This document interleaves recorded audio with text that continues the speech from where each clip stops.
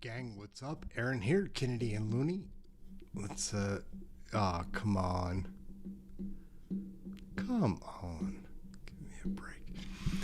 Aaron, Kennedy and Loonie, we've got a great show lined up. I'm sorry it was a bit weak on Monday and no show on Tuesday. Not a good look. However, we're going to try to compensate for that by showing this video. This is the craziest committee video that I've ever seen. It's not brand new. It's about a year old. Not trying to dupe anybody there, but what has changed in a year? Nothing, or it got worse. Let's take a peek into this. It's fun. We're going to jump into the intro and then straight into the video. Aaron, Kennedy, and Loonie, like, share, subscribe. Great to see you, Rhonda. Great to see you, Captain Kirk. What's up, my man, James Vahey? Let's get this going. This is the craziest committee video that I have ever seen. Watch this. How many points of order can you have? Questions orales, oral questions. Oh, hello. Do you have a warrant to be here? Everyone has an opinion about Canadian federal politics. WTF. Hey everyone, quiet down. There's a bulletin on TV. It's time for a change in this country, my friends. A real change. Everyone has an opinion about Canadian federal politics.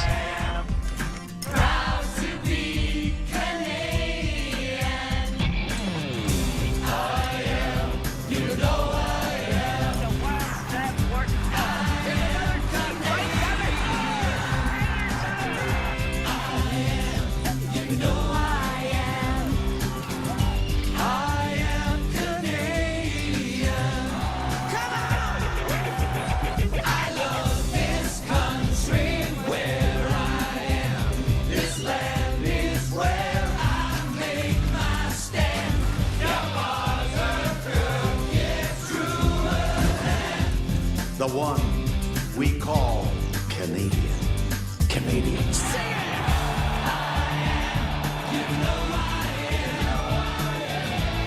But let me ask you, Mr. Prime Minister, will there always be a Canada? There will always be a Canada. All right, elbows up. Elbows up. Hey gang, what's up? Just Aaron right here, Canadian Loonie. We have issues in Canada, right? Unless you're completely head in the sand, be aware of this. Oh, yeah. And now, oral questions, questions orales. Oral questions, questions orales. Let's see what's happening in the House of Commons right now. Clown circus at the sausage factory. Let's go.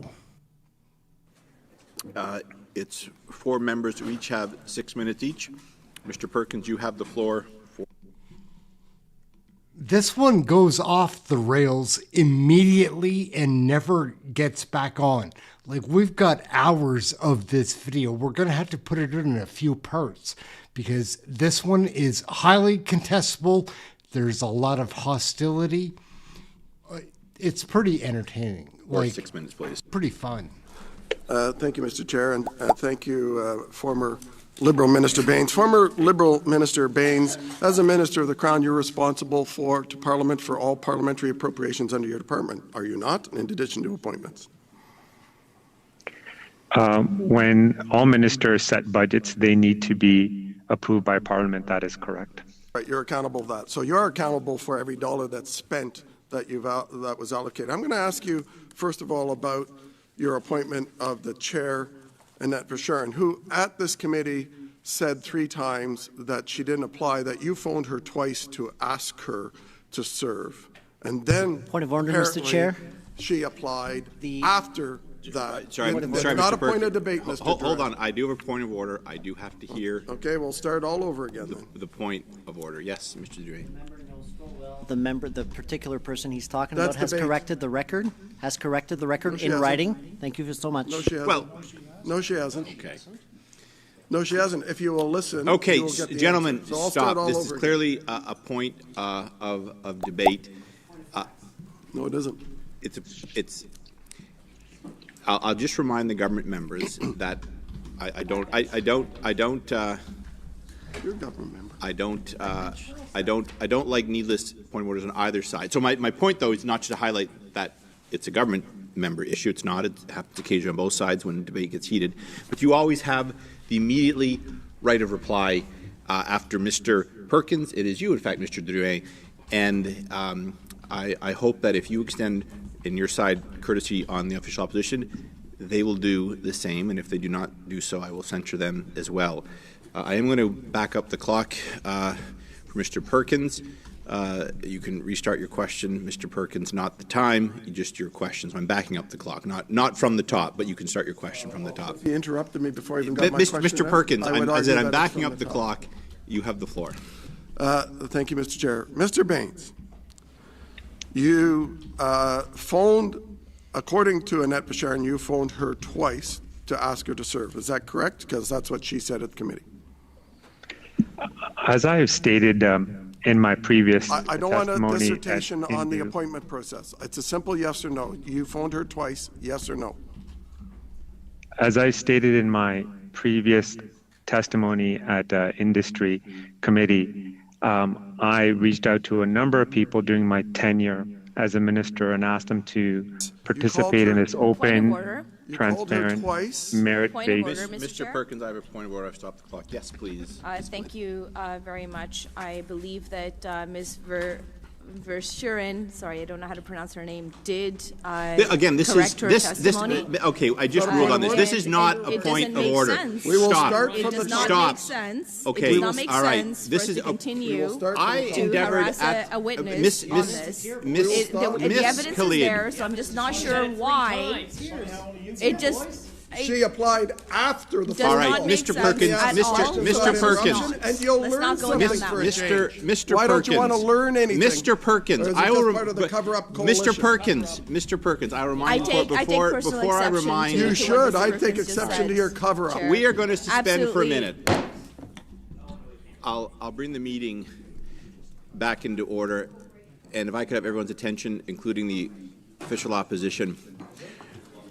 First, I'm just going to highlight the safety aspect. When everyone is talking at once, it is putting the interpreters in a very, very difficult position. All right, just to let everybody know, this is only the first couple of minutes. This goes on, this argument goes on for hours. We're going to have to break this up into pieces because, like, Navi Baines is so upsetting to watch, and then the fallout of it, like, it's an amazing committee meeting. I can't believe this happens. Like, we're supposed to be in a democracy. Man, let's check it out. We've made many changes here to ensure that their health is protected. I also want to highlight that Mr. Baines is here for about an hour because of a conflict, which I understand and appreciate him being here. He's agreed to come back. If we continue to go down this rabbit hole and debates that are happening while it's a member's turn to speak, which those items be brought up by an opposing side at a later round, we're not going to get anywhere, and we'll be back. Now, further, I'd committed not to sit next week, but if this devolves the way it is going to devolve, I might reconsider that. Well, Mr. Drouin, you be careful saying that because we sit a lot in recess weeks, a lot, and your colleagues, I don't think your colleagues will not appreciate you cheerleading me on calling meetings. No, Mr. Drouin, I can assure you they won't. Anyway, if we can proceed civilly. Can I say as well that Mr. Baines is an experienced parliamentarian, and I'm sure he's going to be able to provide answers to committee members on both sides. So I hope we can get through this without this devolving into a shouting match again. And I'm going to close lastly on just, again, please respect the interpreter. So, Mr. Perkins, you have about just over 4 minutes on the clock. The floor is yours again. Please begin. Point of order. Yes, Mr. Perkins. I have 6 minutes left. Oh, since pardon me. You have have 5 minutes on the clock. I Pardon have me. 6 minutes on the no, clock. Miss, They haven't allowed me to get a single question. Mr. Perkins, first of all, you asked a couple of questions about Mr. Bain's role as a minister, what he's responsible for, et cetera, et cetera. I'm not cutting you short. I just want you to know that you've got just over 5 minutes on the clock. The floor is yours, please, Mr. Perkins. Proceed. Thank you, Mr. Chair. Mr. Bains, when I ask a yes or no question, I appreciate a yes or no, not a rag the puck. Yes or no, you called Annette Fisherian 2 times as she testified here in committee. As I had mentioned in my previous testimony, I was responsible for over 100 governor council Please recommendations. answer the question, or I'm And going to so interrupt I don't you recall constantly. specific Answer the question. Did you phone her twice? That was her testimony. Is she telling the truth? As I said, I don't recall any such conversation taking place. She testified here that 3 times that she was asked by you. Who told you to ask her? As I've said, in 2016, a new appointments process was introduced. It was open to all Canadians, and it's not uncommon for me as I don't need a minister or any recitation minister. of your opening statement again, Sergeant Schultz, Point of saying order, I know Chair. nothing. Look, I'll go on to the Point next of order, question. Chair. 2016, Sorry, Point of order, Chair. Mr. Perkins, Andre I Lees-Matteau. do have a point of order. Ms. Khalid, you have the floor. Maybe it's a point of clarification. I believe that the witness here today is Mr. Bains. I'm not sure who Sergeant Schultz or whoever this member is referring to. Absolutely disrespectful. Agreed, Mr. Perkins. If you could refer to Mr. Bains as the witness or Mr. Bains, it would be appreciated to maintain decorum in the committee. Thank you. Former Liberal Minister Bains, in charge of the Liberal Green Slush Fund, you appointed Andre Lees-Matteau in 2016 under your new and clean process, correct? As I indicated in my opening remarks, my responsibility as a minister is to appoint 7 out of the 15 board members. And you appointed her. And while she was on the board and while you were minister, $114 million of Green Slush Fund money was voted to her companies. And you had an assistant deputy minister in every single meeting.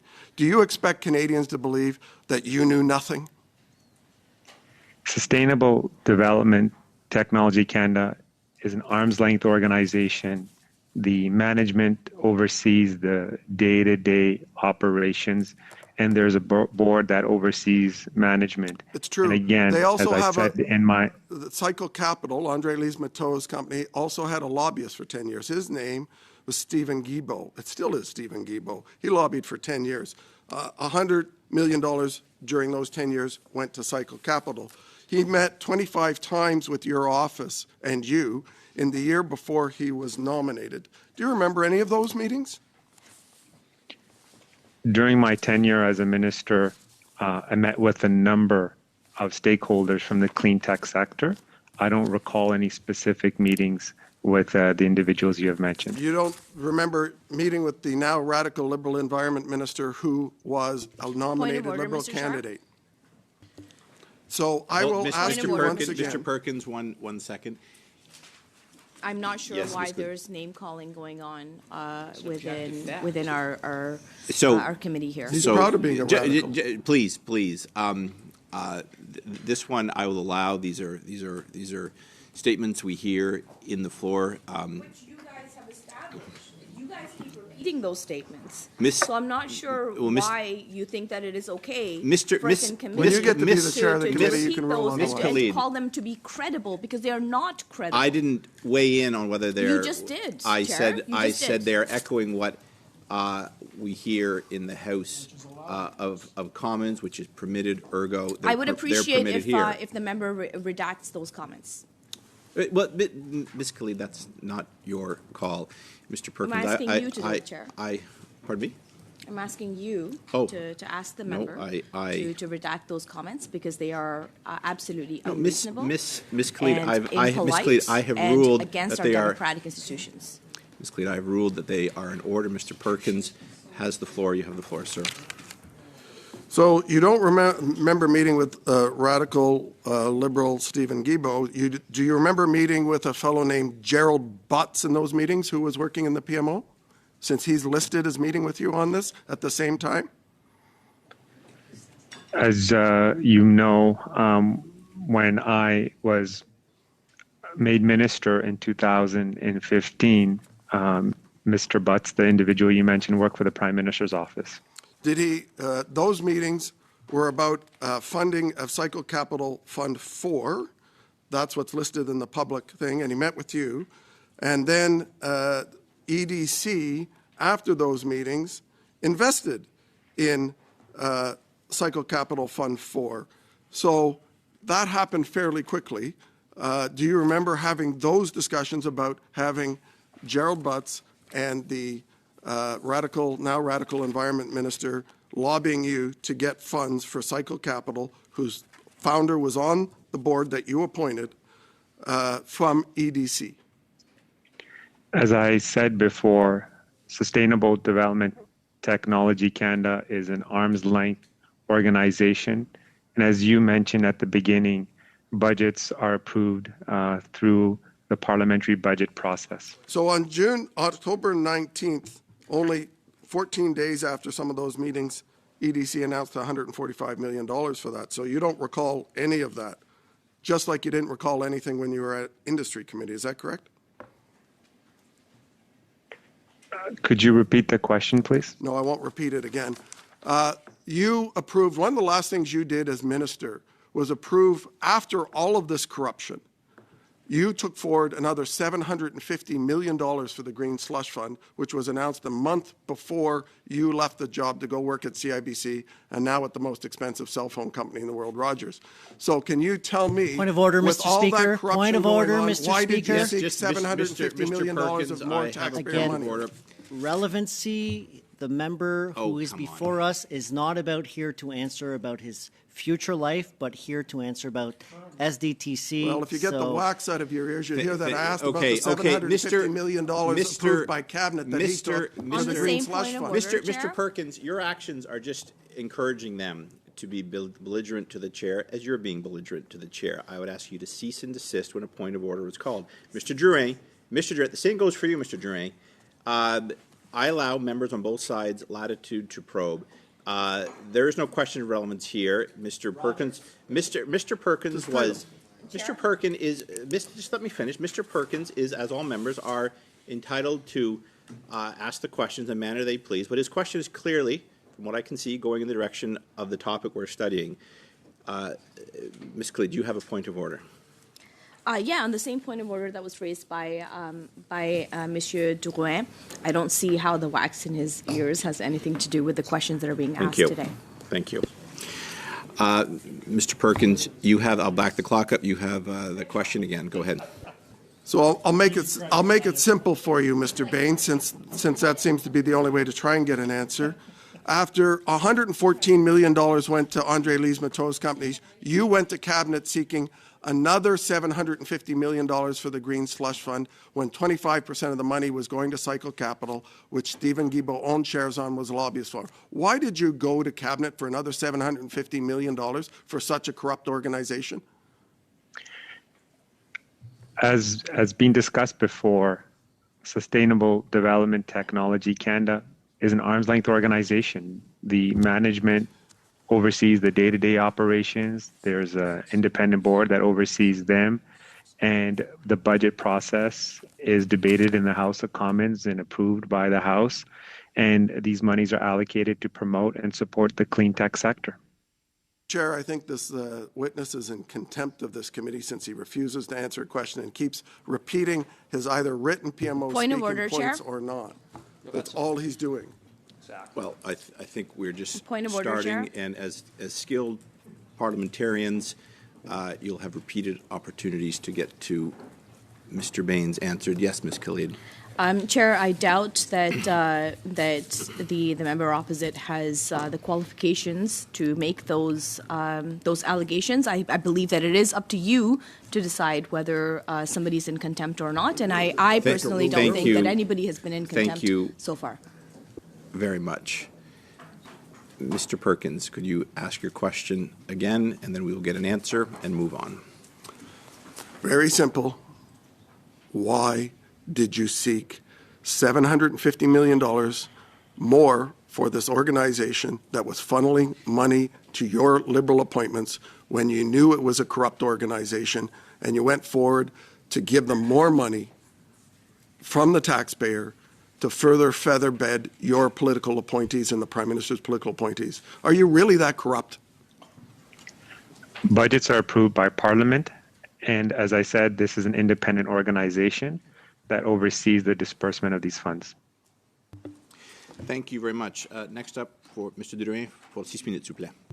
Thank you, Mr. Chair. I have to say, I'm still questioning as to the reason why Mr. Baines is before our committee, as Mr. Perkins and both Mr. Cooper got to ask him questions in June, and I'm wondering their competency in auditing, whether or not they are competent to actually ask questions. Because obviously, when you get the time to ask questions, you would think that, you'd get to the bottom of this. But obviously, this is not about getting to the bottom of this, and we've seen it. I've only been here for about 5 meetings, and we're still in the spirit of asking who briefed you, who briefed the witness, and who appointed you to the board. And I find it funny because Mr. Perkins was appointed by a Conservative to a board, and he was appointed in 2008, but in the press release, I don't see that he previously worked for a Conservative government, but we know he did that. And now he has the audacity to ask who appointed who to a certain board. And the funny thing, I find it, I can't, Mr. Chair, I can't find, Point of order? I can't stop laughing. Because it's Point of actually order? funny because it's hypocritical. I have a point of order, Mr. Drouin. Yes, Mr. Perkins. Point of order, relevance. We're not here to talk about the BDC appointments. yes. We're here to talk about the Liberal Greens slush fund. And I know that's a confusing thing Thank for you. MP Durin. Thank you, Mr. Perkins. And again, well, I think Mr. Drouin is having he's a bit off topic. Mr. Drouin You guys heard my $400 million. Okay, Mr. Perkins, we will be back to official opposition members soon. Mr. Drouin, you have the floor again, please. He actually provides me a great segue.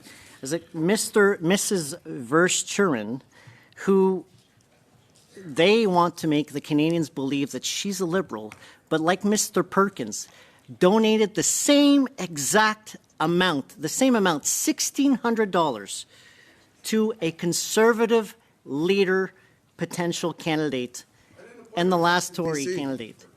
Same amount of money. The same amount of money. Mr. Perkins, I can't stop the hypocrisy. Good for the goose. L'hypocrisie, l'autre côté. The hypocrisy on the other side is incredible. So you'll allow me. Mr. Perkins. The appointment of Ms. Verschuren. Mr. Perkins, if you can just woe les motards a little bit. Slow down a bit. You have the floor again. Well, it's all public records. And I wonder if they were holding hands when they donated together. But again, I've warned this at the last committee. I'm not interested in going into a wild goose chase. And right now, we are entertaining a wild goose chase. They're trying really hard. They're trying really, really hard to make a connection between a minister and some low-level bureaucrat who committed errors. And we're not saying on this side that they haven't committed errors. We agree. But the idea that the minister was connected to that is baloney. And it's just baloney.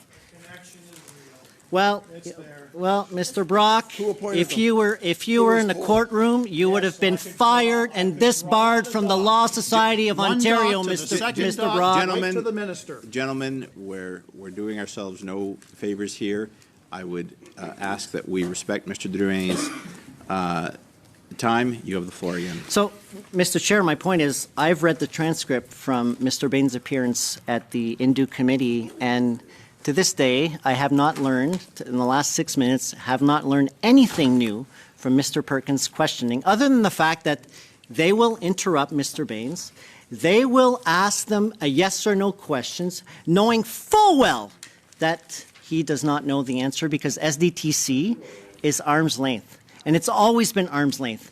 The idea that the minister has direct control over the decisions and the financial decisions of SDTC is out of out of touch. Do your homework. You've only been here 5 Monsieur le minutes. Président, avec tout, Mr. Chair. Mr. Perkins maybe has a right. Maybe his experience at BDC. Mr. Durant, I'm just going to try to bring order here. Ms. Khalid, if you have a point of order, I appreciate everyone to say point of order. Otherwise, I just think you're participating in the fun fight that's going across. Point of Is it order, a point of order? then, Yes, Chair? please. I would appreciate if colleagues can not holler and yell and shriek across the way. My colleague is sitting right Very beside good. me, and I can't even Yes. hear him based on all of the shrieking that is happening Thank from those Thank folks you, Ms. over there. Khalid. I too would appreciate that. And again, unfortunately, what's good for the goose is good for the gander. So I would ask that all sides refrain from speaking when an individual has the floor. And Mr. Durant has the floor, please. Thank you so much, Mr. Chair. I can tell I'm ruffling some feathers if we want to talk about goose and ganders and whatnot. But again, perhaps Mr. Perkins has some other idea of how boards work, and perhaps he was breathed down the neck when he was appointed at the BDC, and perhaps ministers' offices were breathing down his necks to make decisions, but that's not how we operate. We change the process. We change the way people are appointed to this to different boards, and it's actually on websites. So the idea that this was some secret liberal board appointees that somehow benefited our friends and blah, blah, blah. Well, I'm still waiting for my friends to say, thank you so much, Frank, for having benefited to my personal wealth. I have none. So I'll go back again to the rationale as to why Mr. Baines is here is because there was some no. There was some issues with the fact of a testimony, which that testimony, the witness later corrected, and it's on the record. She later corrected. I mean, the idea that somebody would somehow accepted an appointment without having applied is ridiculous. Name me any employer who would say, I named this person my employee without having applied. Hey, les gars, là, vous faites pas de sens. Guys, it doesn't make any sense. You make 0 sense.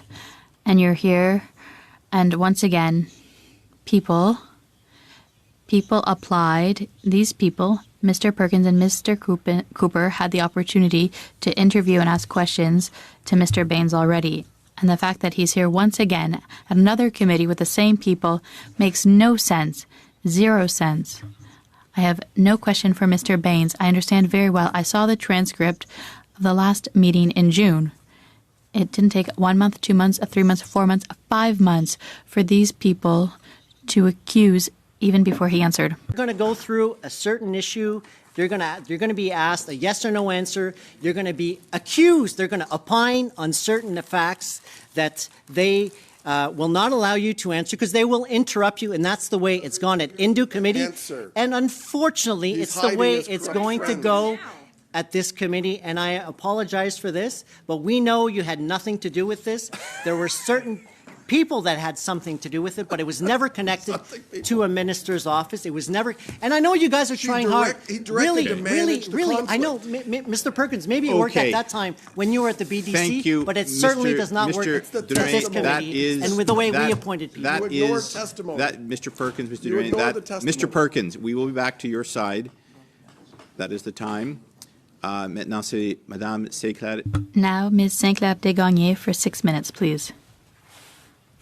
I'd like to take the first seconds of my time to ask colleagues to please take a deep breath because we have work to do, and I invite my colleagues from the government side to give me their time if they have no questions for Mr. Baines. I have a number of them. So, Mr. Baines, what is your relationship with Amber Batul?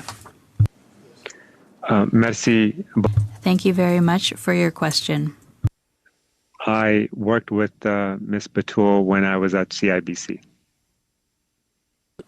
You didn't know Ms. Batul when she was chief of staff of SDTC? Désolé. I'm sorry. Please, sorry, I didn't hear. Vous ne connaissiez pas Madame You didn't know Ms. Batul when she worked at SDTC? I think I met her maybe once or twice at an event. Donc, Madame Batul. So Ms. Batul was the chief of staff of SDTC, and you hadn't spoken to her more than once or twice at the time. Yet Ms. Batul followed you to CIBC. She obtained a position just after you at CIBC.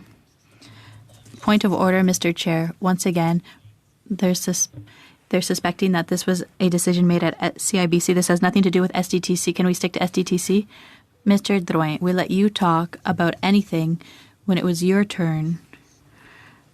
We heard about Mr. Perkins and I don't know what else, but so now Mr. Baines knows very well how to speak. He can answer the questions asked by Ms. Sinclair Desgagnés that she's asking very respectfully. So, Madame Sinclair Desgagnés, you have the floor. I think some people are afraid of the answers Mr. Baines could give. So, I'll start again. Ms. Batul followed you to CIBC. Once again, Mr. Chair, I'm going to make a point of order. This has no relation to the decision. If Ms. Sinclair Desgagnés suspects that Mr. Baines made the decision to hire this woman, she needs evidence. You're on beyond less than thin ice because we just listened to you. The chair allowed you to go on for 6 minutes about yes, and I stopped the clock every time that happened to give you your time. But now for you to jump in and say that another member who's trying to ask questions to the witness can't be allowed to do so. I'm not sure who you think you are. I don't, Mr. Chair. I think about relevancy of this. Why are we here? We are here to study SDTC, not CIBC, not Rogers, not anything else. SDTC. And the members' questions are Point of going order, Chair. exactly in that direction. Yes, Ms. Kelly. Point of order, Chair. I take exception to you questioning who Mr. Drouin thinks he is. He is a member of Parliament with the exact same privileges that we all have in this committee, and I don't think exactly. We have the privileges that we have within this committee, and I don't think that is something that you should be calling out.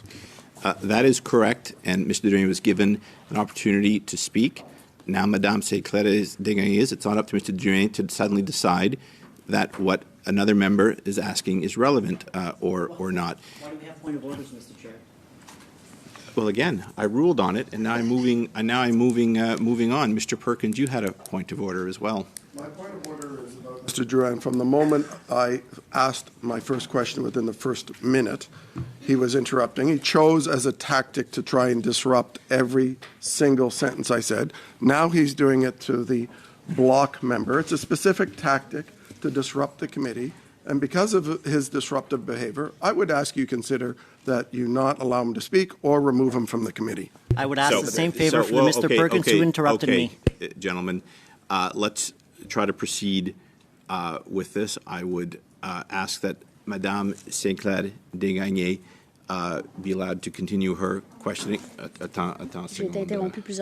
I was interrupted a number of times. So you can ask your question again. And once you've concluded, I'll begin at 5 minutes. Wait, there's another point of order. Chair, I think it's only fair that Madame Sinclair Desgagnés gets her full 6 minutes at this point. Well, Ms. Khalid is certainly going to, Madame Sinclair Desgagnés va certainement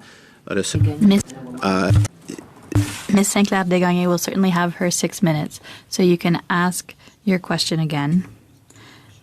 But the interruption is happening because of the numerous points of order, which are, as I said, a little thin about relevance when I'm going to allow members, and always have, a lot of latitude. Vas-y, Madame Sinclair Desgagnés. Je remercie. I'd like to thank my colleague opposite, and especially Mr. Drouin, for his mansplaining on the topic of study. Let's continue.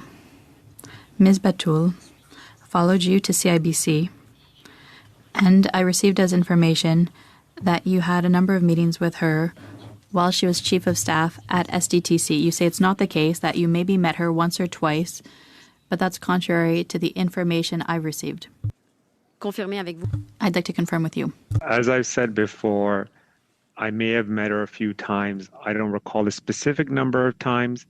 Again, SDTC is an arm's length organization where the management oversees the day-to-day operation. Merci. Merci. Thank you. Thank you. When you say a number of times, is this once or twice, or is it more like 10 or 15? To give an idea. Again, I can't put a specific number on it.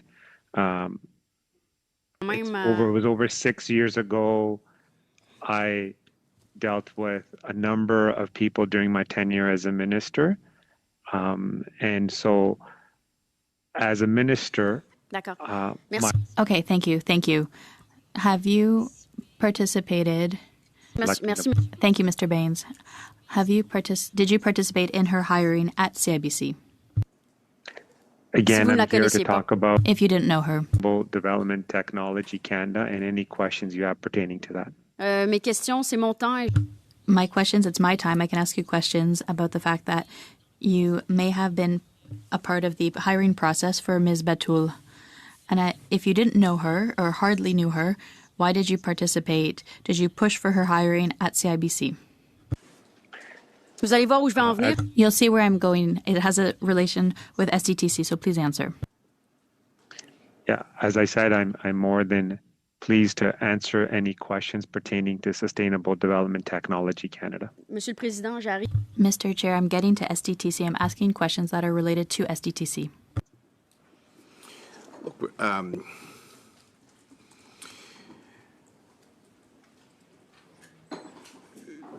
s'il vous plaît, Please ask your question again.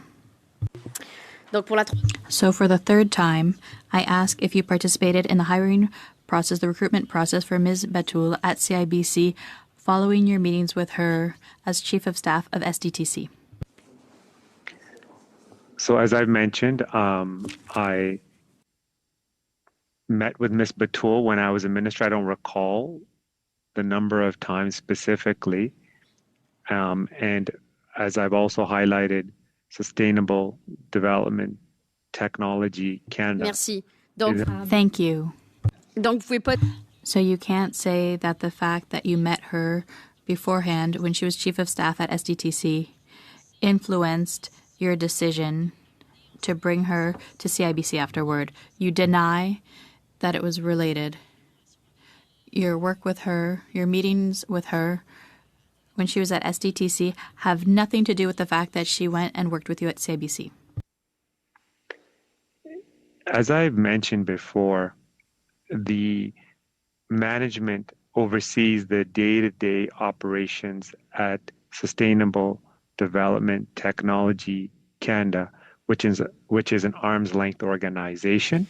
Merci. And my Mais sole Thank you, but you're not answering the question. It's a pretty simple question. Did your meetings with Ms. Batul when she was Chief of Staff at SDTC have an impact on your recruitment of Ms. Batul at CIBC? This is a question you can answer with yes or no, please, Mr. Baines.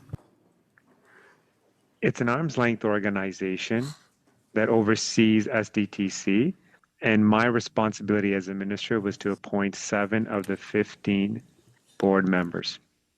Je pense que je ne. I don't think I'll obtain an answer from you on this, so I'll move to the next topic.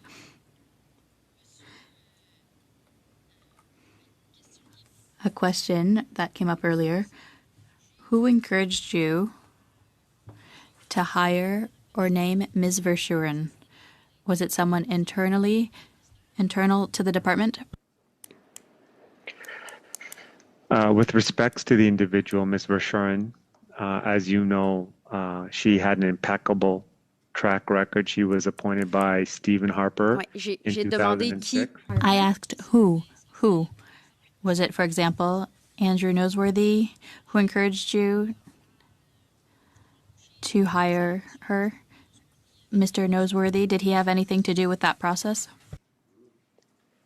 There was a new process established in 2016 that was open to all Canadians.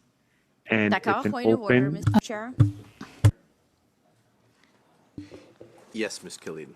Even though I'm sitting quite far away from my Conservative colleagues, I heard one of them call Mr. Baines a liar, which I think is not only disrespectful but also goes against our standing orders. On the same point of order. Yes, Mr. Brock. I'm sitting with my Conservative colleagues. I heard no such thing.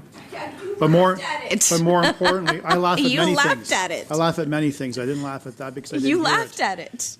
Chair, on that same point of order, I'm actually getting quite frustrated. I'm sure other members are getting frustrated at the obvious attempts of this particular witness, a former Minister of the Crown, who is deliberately wasting time, not answering a direct question that's put to him, repeating the same talking lines over and over again. Thank you. From the same okay, testimony Mr. that Brock, he gave at Industry on June the 5th, 2004. Chair? I'm asking the chair to interject and get this witness to answer the question. Point of order, Chair. Just one, I've got a couple of them lined up here. Mr. Cooper, I think did you have a point of order you want to make? No, okay, Ms. I would Ms. Kelly? appreciate if Mr. Cooper would apologize to Mr. Baines for calling him a liar. We all know that when Thank you, Ken. That's amazing. Iker Khalid is hard to believe right here. She keeps flipping out. Watch. witnesses come to this committee, they are under obligation to be truthful, and I know for a fact that Mr. Baines, through his, not just his ministry, but also through the work he's done throughout his entire life, he's been a truthful and principled person. And I take personal exception. I take personal exception. I take personal exception not only to members in the Conservatives laughing right now, but also to somebody who is an innocent person being maligned by the Conservatives, and this is their go-to, their motto. Why don't I hear from Mr. Cooper now? Of hearing time and time again. This is absolutely unreasonable, Chair. Thank you.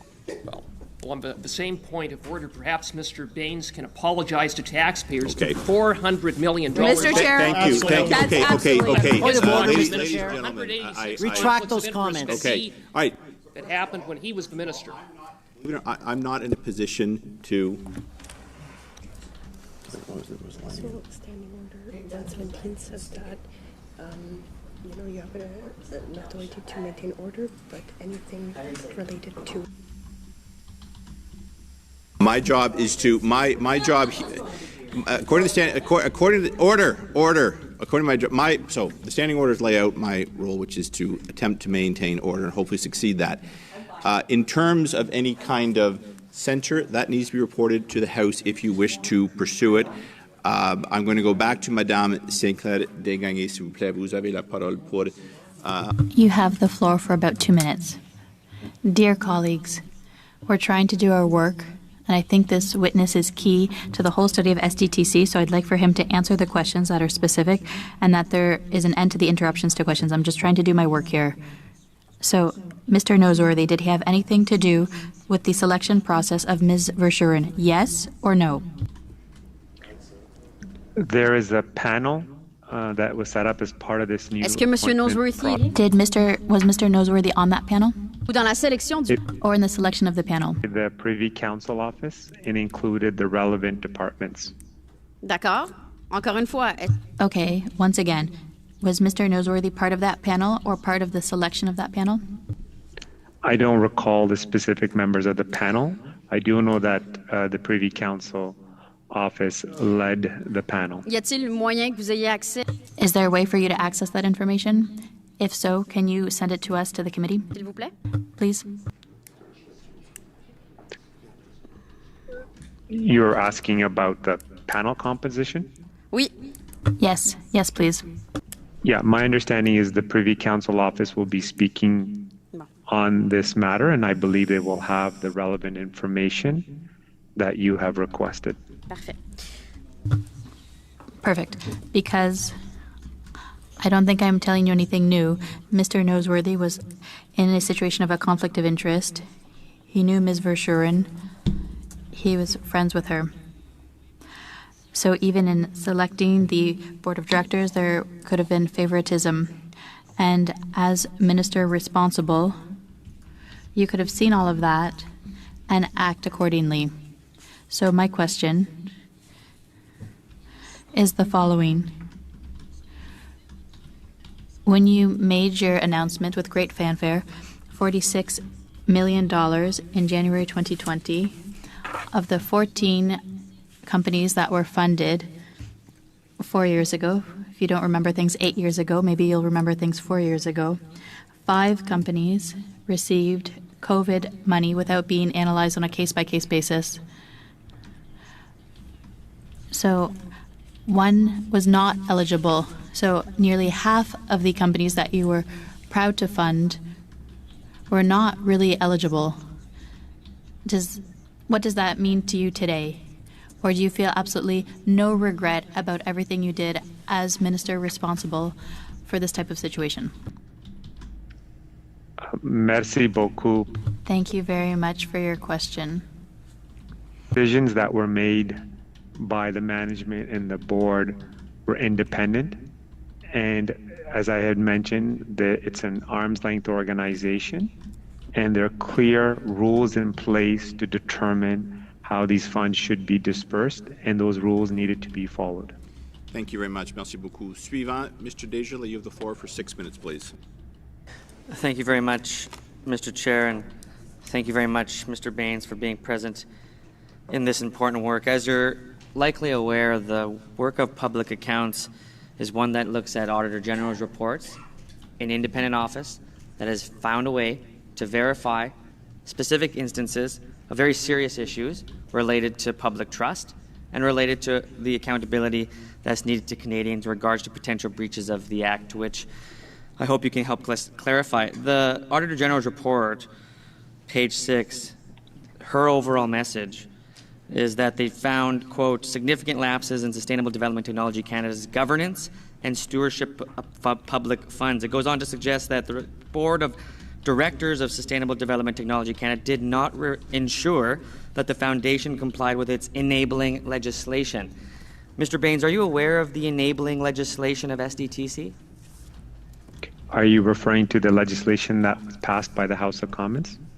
Yes. Yeah, that is the act that ultimately determines the role of the minister to appoint members to Sustainable Development Technology Canada. And who was the minister between the time of 2015 and 2021? As I stated in my opening remarks, in 2015 November, I took on the role at ISED, and I left on January the 12th of 2021. Much for that, Mr. Baines. So you would agree that you were the minister responsible at the time for compliance of the Act during that period of time?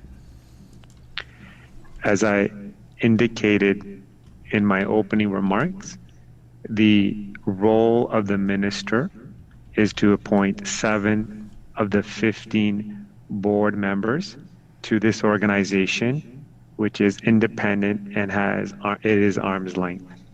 And just so that people are aware, did you in fact appoint those members? Did you appoint the satisfactory amount required by the board? I believe there were a number of appointments that were made during my tenure. Did you or were you aware that the board had supported reducing that number to 2? Could you repeat that in terms of the board did? Of course. No, I'm happy to repeat, Mr. Elaborate? Baines. Yeah. No, yeah. Mr. Baines, I'm happy to repeat this and to clarify this for you. Perhaps it's easier if I can ask whether or not you've read the Auditor General's report. I did read the report. Okay, Mr. Baines, if you read the report, it suggests in that report that the minister is required to appoint the satisfactory amount of board members. After that period of time, and I'll give you the benefit of the doubt to suggest that maybe you did in fact do the work needed as the minister responsible to appoint the satisfactory amount. The issue that the Auditor General is pointing out is the fact that the board was then reduced to 2 people. These 2 people, including Ms. Verschuren, would go on and it would be difficult during their tenureship at that time of the board. They would go on to find or engage in direct conflicts of interest, which the Auditor General has found to be pertinent to many, many companies, including her own company that had received government funds. And this is the crux of the issue, Mr. Baines, and one that I think Canadians want serious attention to, and one that they need real accountability to. And I understand that you have to get going in 5 minutes, and this is going to be probably my last round to ask questions, and I do appreciate you being here. I don't necessarily appreciate the lack of answers, but that's your prerogative. My prerogative is to ask the questions. Your prerogative is to answer them, and if you don't want to answer them or haven't read the report, that's completely up to you, and that's the sense I'm getting at this point. But I think you'd understand the issue that I have and Canadians have and the Auditor General has. You're responsible as a minister to ensure that the enabling legislation to which you are a minister responsible for is followed and at that time was appropriately enforced. The Auditor General is pointing out a very serious fact, Mr. Baines, that during your tenureship, that did not happen. In addition to these very serious concerns, Mr. Baines, there was a very legitimate issue that you were responsible for, which was the attendance of an Assistant Deputy Minister named Mr. Andrew Noseworthy within your ministry. Mr. Andrew Noseworthy was you were directly his supervisor, directly responsible for him. You've met Mr. Noseworthy, correct? Mr. Noseworthy did work at ISED. And you met him, right? That is correct. Yes, I had met with Mr. Noseworthy. And you had many conversations with Mr. Noseworthy, I presume. Several conversations over my tenure during minister at ISED. And I appreciate that, Mr. Baines. And one of the issues that we found with Mr. Noseworthy was that he didn't know what his job was. And what kind of boss, in this case the minister, would have an employee, a very senior executive employee, assistant deputy minister, who the Auditor General had to unfortunately describe as someone who didn't know their job or didn't know their roles or responsibilities, to be exact, in relation to the fact that they were present. This person, one of your staff members, was present in the decision-making process of a board of 2 people that ended up giving themselves millions of dollars. That's a serious concern, Mr. Baines, and one that Canadians are upset about. It's harmed the very real and legitimate policy of ensuring Canadians get access to innovation funding for small and medium-sized businesses. And I'd encourage my colleagues to take this issue far more seriously than we have today, because there's a very likely fact, which is Mr. Andrew Noseworthy knew that he was likely going to find himself in a position where maybe he had to report to you as the minister responsible for what he had heard at the 2-person board meeting he was at. At any point in time, do you think he was ever going to question whether or not you would ask him what his roles and responsibilities are? Thank you, Mr. Desjardins. It is my intention to get through a truncated additional round, so I'm going to cut you off there. We're going to have government and official opposition members will have 4 minutes each. The 2 remaining parties will have 2 minutes each. Mr. Cooper, you have the floor for 4 minutes. Thank you, Mr. Chair. Former Liberal Minister Baines, you led the committee to believe that you had no active role in the appointment of Ms. Verscheren beyond receiving a recommendation from the Prime Minister's Department, the PCO, as part of a so-called open, transparent, and merit-based process. You know that that isn't true, just as you knew it wasn't true when you misled committee in June. Isn't that right, former Liberal Minister Baines? Thank you very much for the question. As I've highlighted before, Ms. Verscheren was appointed by Stephen Harper, Jim Flaherty, Christian Former Liberal Flaherty. Minister Baines, let's follow the chronology of events leading to Ms. Verscheren's appointment, someone who was in a conflict of interest at the time that you appointed her. On March 15, 2019... Point of order, Mr. Chair. Yes, Ms. Khalid. Is the former employer of the official opposition's wife out of order in calling Mr. Baines the names that he's calling him? You in fact are up next, so you will have a 4-minute right to the floor at which you'll be able to take full use of it. Mr. Cooper, you have just over 3 minutes, please. Former Liberal Minister Baines, let's follow the chronology of events leading to Ms. Verscheren's appointment. In September and October 2018, the PCO received 54 applications for chair of SDTC. On March 15, 2019, they provided you with a short list of 5 recommended candidates. That's the process you keep referencing. You sat on your hands. You ignored the recommendation of PCO. In April 2019, according to Ms. Verscheren, you called her. You asked her to serve as the chair of SDTC. All of a sudden, on April 30th of 2019, 1.5 months after you had a short list of 5 recommended candidates, she applies, and on May 21st, 2019, the PCO adds her name to the short list, and you thereafter appoint her. Do you really expect this committee and Canadians to believe that she was picked as part of a transparent, independent, merit-based process, and that you didn't have your hand involved in picking her? Is that what you want Canadians to believe? It was an open, transparent, merit-based process, and as I've highlighted, former Prime Minister. No, what happened here? What happened, former Liberal Minister Baines, is that you didn't follow the process. You didn't respect the process. You politically interfered in the process. As I was trying to state before, Ms. Verscheren was appointed by Stephen Harper to the Canadian North American Competitiveness Council in 2006. Jim Did the Flaherty other 5 the recommended candidates have conflicts of interest with SDTC? Because Ms. Verscheren had a conflict of interest. What happened about the other 5 candidates? They did, actually. Again, when we're speaking about Ms. Verscheren, I was highlighting the fact that she was appointed by Christian Parody, the former Minister to Science, Technology, Mr. Baines, you're not Innovation answering my Council. question. I asked you, did the other 5 candidates also have conflicts of interest? Because Ms. Verscheren had a conflict of interest at the time you appointed her, $12 million that her company was receiving from SDTC, and you knew about that. Mr. Cooper, I have a point of All order. public With all due office. respect. Sorry, Mr. And Baines. I truly respect Mr. Cooper, but he's asking the witness to opine on some other members that were part of a board. I just don't know what what Mr. Baines can say. We know that the former employer of the leader's wife is asking tough questions. This is not a point well, it is a tough of order. Well, it would be dismissed. It'd be thrown out of court if it was the real court. Well, but this is a kangaroo court. As government members are prone to remind this committee, we are not a court. This is a question and answer session. So much. I've said that before many times because it is not a court. We're here to ask questions and receive answers. So, Mr. Cooper, you may proceed.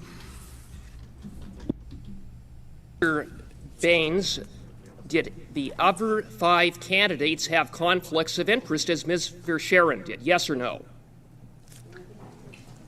It's important to note that all public office holders must respect and follow the Conflict of Interest Act. You were advised that Ms. Verscheren had a conflict of interest, and you appointed her anyway. I'm asking you about the other 5 candidates. You refuse to answer, and I take it that they didn't have conflicts of interest, and you appointed someone with a conflict because you don't give a damn about conflicts of interest. Isn't that right, former Liberal Minister Baines? During my tenure, I made over 100 governor and council recommendations, and it's important that all those individuals that were recommended and ultimately appointed follow the Conflict of Interest Act. You knew she had a conflict of interest. You didn't give a damn, and as a result, $400 million taxpayer dollars have gone out the door. Mr. Cooper, I will just remind you that Mr. Cooper, I will remind you, as I was reminded today in the House, that we will use parliamentary language in this committee room. Ms. Khalid, you have the floor for 4 minutes, please. Thank you very much, Chair. And as much as I appreciate my opposition colleagues trying to get their clips for the Russian Rebel News, I do have some serious questions to ask our witness here today. All right. Yes, Mr. Brock. Here we go again with the yet Russian Rebel another News. Liberal who is trying to associate the Conservative Okay. Party of Canada with the Russian administration. Mr. Brock. There were members in the House. Mr. Brock, whoa. I did hear what was said by the member, and it has nothing to do with the Conservative Party. This is not a point of order, even if Point of order, Mr. Chair. I'm ruling in your side's favor. So I'm going to give the floor back to Ms. Khalid, unless you actually have a genuine new point of order. Well, I would invite Mr. Brock to look at the FBI records. No, stop. All right. We really don't want to go down in the U.S. politics or bring U.S. politics into this committee room. Ms. Khalid, you have the floor, please. Half your cabinet isn't, though. Thank you very much, Chair. So I'm just going to put some things on the record with respect to the topic that we are talking about today. And Mr. Baines, I really appreciate your patience with our opposition colleagues on everything that they've been hammering at you with today. So Prime Minister Mulroney asked that Ms. Verschuren serve on his National Science and Tech Committee, and Minister Flaherty tapped her as an economic advisor to serve on his Economic Council during the 2008 recession. And she's donated to the Simcoe Gray Conservative Association between 2013 to 2015. She's donated to Lisa Raitt.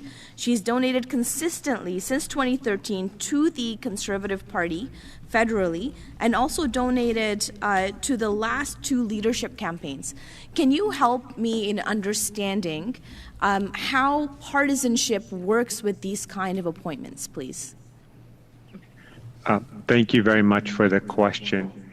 As I highlighted, it's important to note that in 2016, there was a new process that was put into place. And this process was designed to encourage all Canadians to apply to various positions that were made available to different organizations and agencies. And the Prime Minister or the Privy Council office basically led this panel with the various departments. They ultimately made recommendations and brought forward names to the minister. Then the minister would make a GIC recommendation. As being discussed before, the process was open, it was fair, it was transparent, and specifically with regards to Ms. Verschuren, as you can tell, she had worked with the previous government in different roles. She also received the Order of Canada.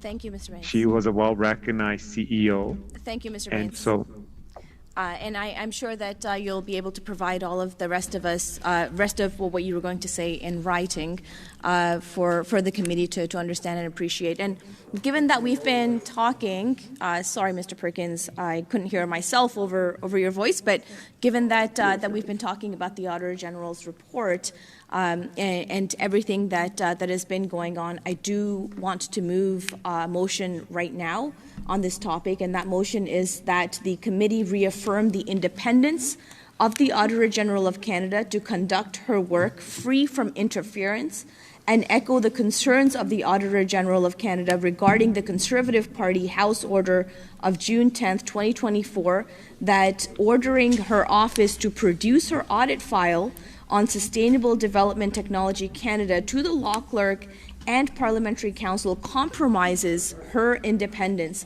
and is likely to discourage departments, agencies, and Crown corporations from providing free and timely access to information required for her audits to go forward.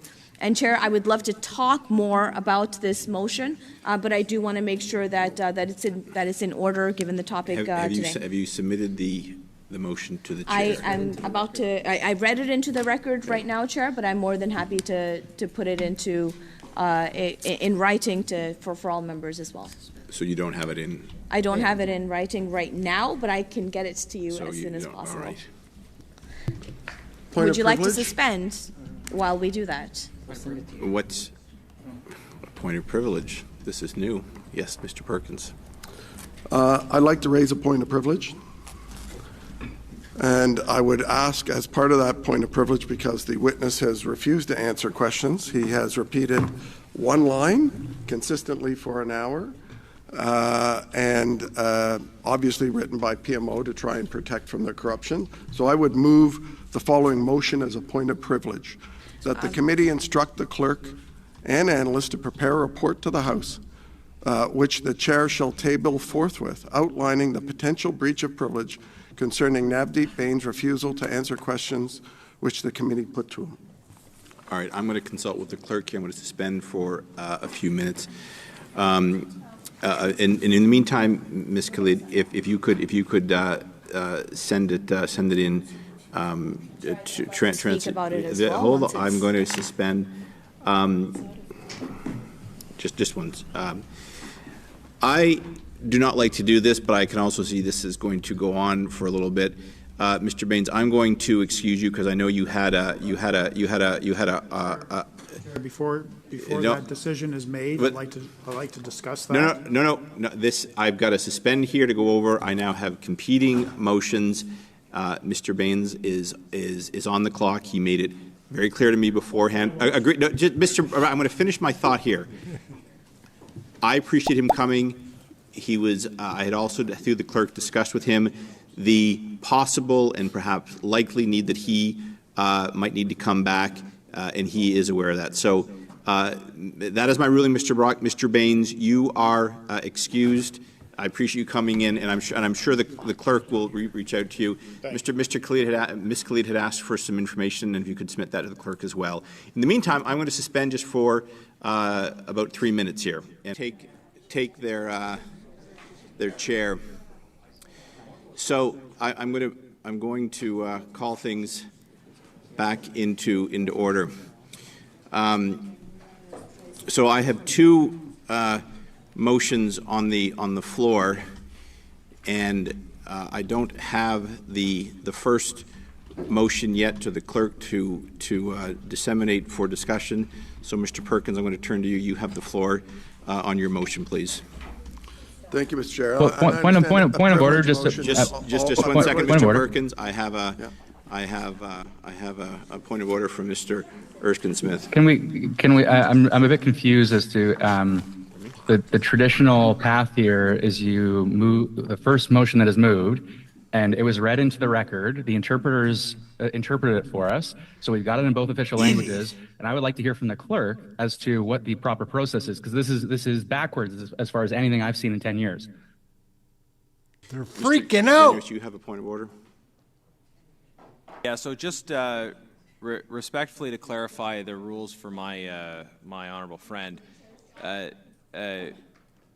Ms. Khalid, if you'd like to speak on this point of order, you can propose to do so. Would you like to do the chair's job? Jen, you're welcome to continue heckling. I suppose I'll just ignore you, I guess. But just for the members that are interested in knowing, the process is that when there is a question point of order, privilege, Mr. Chair, the chair can make the own rules I love on Mr. Garnett, the question but he of doesn't privilege. need to explain this to the committee. Another rule, Mr. Duran, is you don't speak unless you're recognized, even if you think you have a point of order, which you don't. On that point of order, Chair. All right. All right. Look. On that point of order, Chair. What is wrong with you? Genuous, please. We have 4 Conservative members in this committee right now. We have a 5th one who has come in and is now on the speaking order. I'm not sure who he's subbing or who he's replacing here. Just for the Liberal members, there's a green book. You can get it for free. That explains the rules. So what Mr. Perkins has done is he's raised a question of privilege. Point of order, Mr. Chair. The chair Mr. then, Garnett has been subbed in for if another he considers member? it a matter dealing with privilege, has he been subbed in for another then member? privilege supersedes. Just 1 second, Mr. Genuous. If you could, your whip will sub in your members as requested. I'd like to know who he's replacing. I see 4 members on the other side. Because we have a couple of votes on order. So, yes. Yeah. It's been many times in this committee we've come to this point, I believe, Chair. I think we can reflect in the last 3 years. There's been moments where this kind of disruption's taken place in the past, but there's 2 concerns that I think are really important while we have this, whatever this is. One is I think the interpreters. I think if we can find a way to make this as easy as possible for them, that's great. Second, a speaking list maybe could be instituted by you, Mr. Chair. I don't want to tell you how to do your job. Certainly not. That's what I'm saying. Just that perhaps a speaking order or speaking list could help us to predict when we should speak and when some people shouldn't. Thank you. So you're absolutely right, and I am hearing points of order right now. I just heard from Mr. Erskine-Smith, and Mr. Genuis has the floor. Mr. Genuis had informed me before. I was expecting him to speak on his other motion, which he's not doing, but you have the floor, Mr. Genuis, on the point of order. Yes, sorry, I was just responding to the point of order from Mr. Erskine-Smith, and I hope this is helpful. I'm not trying to start a needless conflict. It's just that we're all guided by rules, and those rules are well established. That when there's a question of privilege, that much as is happening in the House right now, that supersedes other business. So if the chair rules that it is a matter touching on privilege, then that supersedes the other matters. To Mr. Erskine-Smith's point, it's not as if someone just moved a motion on another topic. It has unique status as a privilege motion. So again, I hope that's helpful. Thank you. Yes, Ms. Khalid, do you have a point of order, or is it moot now? I'm just, wondering if you've been satisfied by Mr. Genuis doing your and the clerk's job for you. Yes. Mr. During. Mr. Chair, I would also. Okay. They're just entertain disrespectful. The fact that The a point of Liberals are privilege was raised gross. on whether or not a question was answered, and I don't recall in Fruit any Loop? committee in 9 years as to the quality of responses that we were provided at any committee in the past 9 years, 20 years, 15 years, 30 years, and so on, and so on, and so on. The quality of answers are not a question of privilege, and I would divert to you, Mr. Williamsons, for the answer.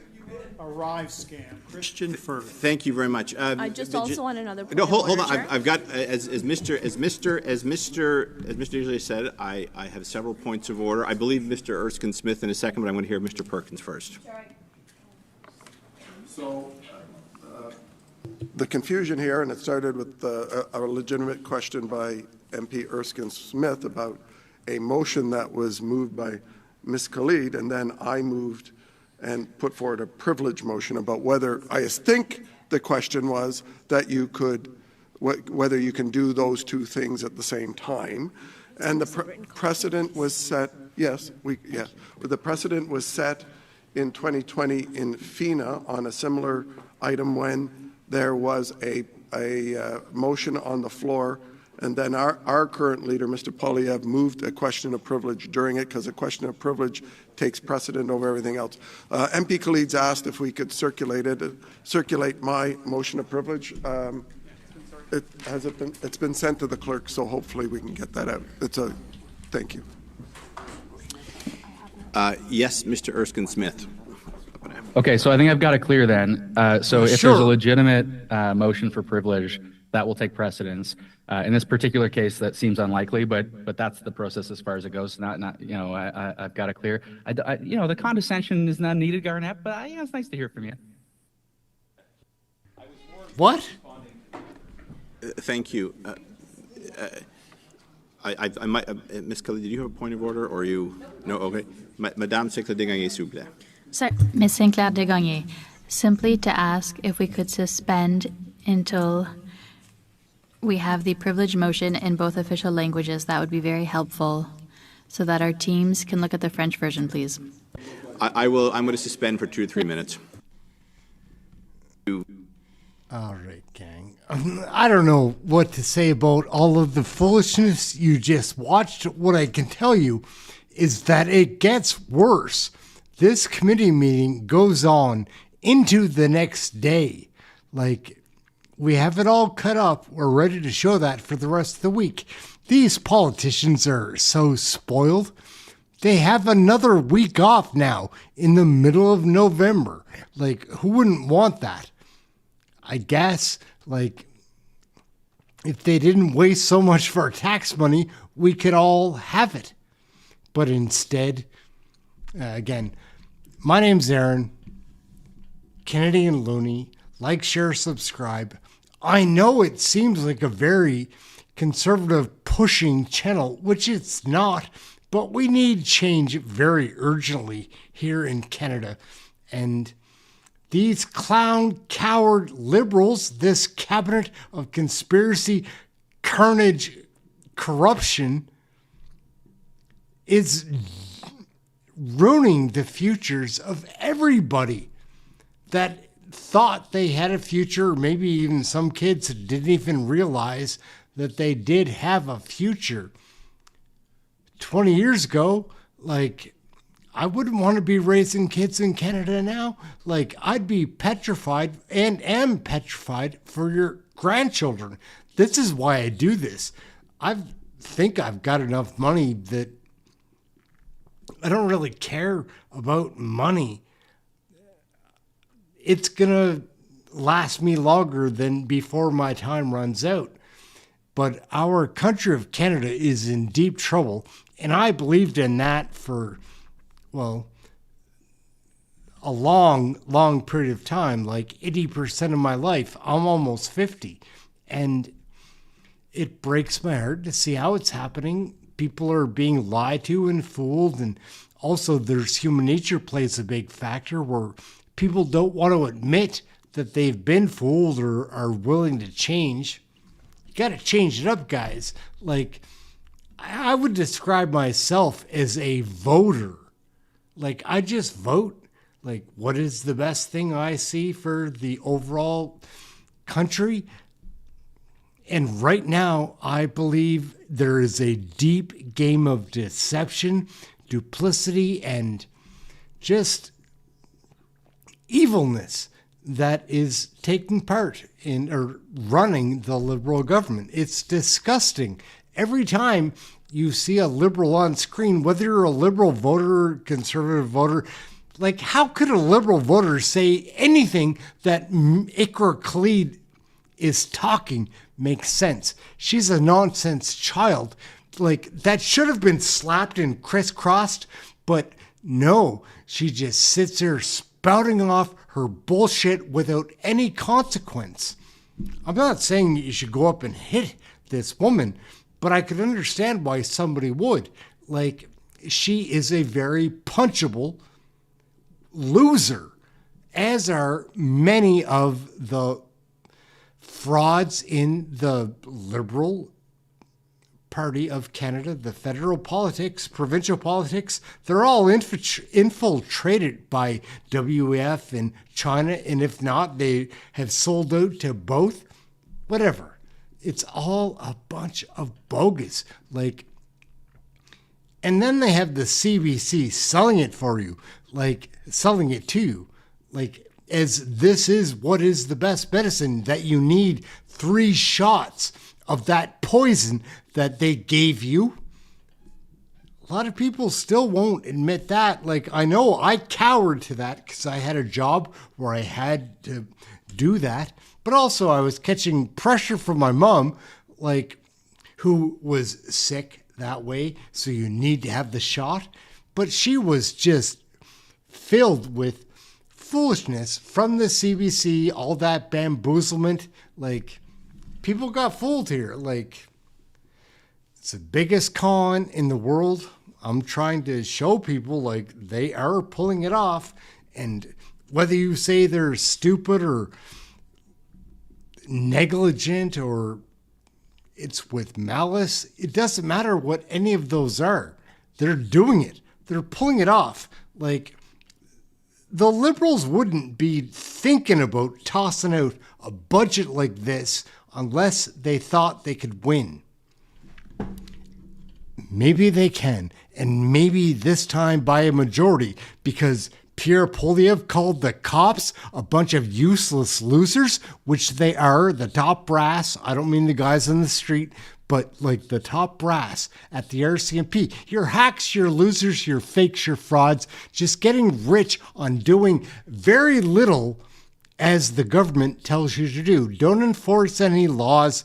Don't keep drug traffickers in jail. Let them out. Whether they're Canadian citizens or not, don't ship them home. Give them asylum status. It's a load of crap. It blows my fucking fucking mind. Like, again, we are starting to get wound up here because I care about this country, and I can see that there are other bullies, like losers, like Mark Carney, our current prime minister, Justin Trudeau, all of the fake and phony hack losers from our current cabinet that are disgusting. We've got Dominique LeBlanc, Stephen Guilbeault, Stephen McKinnon. Like, I don't think she's resigned yet. I think that MP Chrystia Freeland is still a member of Parliament. Why in the hell would that be? Then you've got lowlifes like Jonathan Drouin-Smith, who did quit. He's a pansy-ass, soft-ass snowflake that ran because somebody at the grocery store saw him and looked him in the eyes like a fucking man and said, Jonathan Drouin, the next time I see you, I'm probably going to take the head off your neck. So he quit like a pansy instead of standing up for what he thought was right. Ikra Khalid, a total whore from where are you from? You're not from here. Give me a break. It's very frustrating to watch this. And so many, again, I'm preaching to the choir here now. I'm just rambling and ranting, but it makes me sick to think that these liberals can just pay CBC and think it's all going to be okay to have David Cochrane and Catherine Cullen come out there and lie for their liberal propaganda bullshit paid for by your tax dollars to sabotage your grandchildren's children's future. It's a mess to me. On a lighter note, we'll wrap it up here. I'm Aaron. I'm not Loonie. This is Canadian Loonie. That's the name of the channel. It makes me very frustrated. I spend so much time watching what is happening to our country. And when I started saying and doing this, I didn't know. Now I know what's going on. And I don't mean to seem like I know more than other people, but I watch more than other people. And if I can process that information, then probably I am ahead of some other people. This is what I do for a living. 72, 84 hours a week. We're hammering this stuff out, watching all the legacy media, the stuff that happens in the question periods, the committee meetings, all the scrums, whatever. We watch their independent channels. I watch the liberals too, to see what kind of devious deception they're pulling off. This is the difference on their independent media channels. The liberals use your tax dollars to pay for them, so they look pretty fancy. They're all done with the best gear, great editors, whatever. The conservatives, on the other hand, have a lot less money, so they only get their own clips, which would explain, like, as you go lower, like why the NDP videos really suck and why the Green Party videos are non-existent. However, at least the conservative videos are somewhat informative. Again, wrapping myself up too much, or winding myself up too much. Aaron, Kennedy, and Loonie, like, share, subscribe. I thank you all for watching. We are going to be back with part 2 of this committee meeting tomorrow afternoon. We'll do that in the time slot of what would be the question period. I appreciate everybody for watching. I'm sorry I had a really, kind of a downer show on Monday. It was a bad anniversary for us here. Whatever, that stuff passes. We're on to the next. And on to the next means exposing these liberals to Canadians. And I don't care that they're liberals. They could be any party. They paint them blue, call them whatever. We're trying to reveal the truth to Canadians here. I watch Canadian politics. I started tracing it back. It turned into something else. Now we're doing this. I would like you to subscribe and share, like, smash the bell, ring my bell. get notified for the next live show. We try really hard here. I've got an amazing team. It's smaller than it used to be, but as strong as ever. Rhonda, thank you so much for helping out today. And always, my man Kirk, can't say enough. Rory, Mr. Pickles, it'd be good to see you back. Darren, who knows what happens? We don't know. But we're going to wrap up right there. Aaron, Canadian Loonie, like, share, subscribe. We're going out on this. This is how we wrap it up.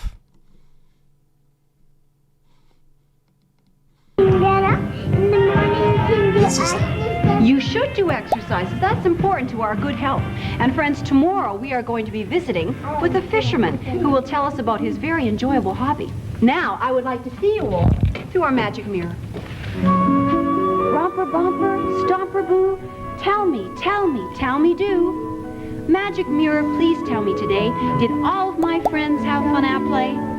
I see all of my friends in Alberta. It's nice to see you. And I see Dan and Vivian. I see Marlon and Mona. I see Catherine and Harley. I see Anne and Elizabeth and Jane. I see Bert and Nicole, and I see you too. I hope to see you tomorrow, right here in Romper Room.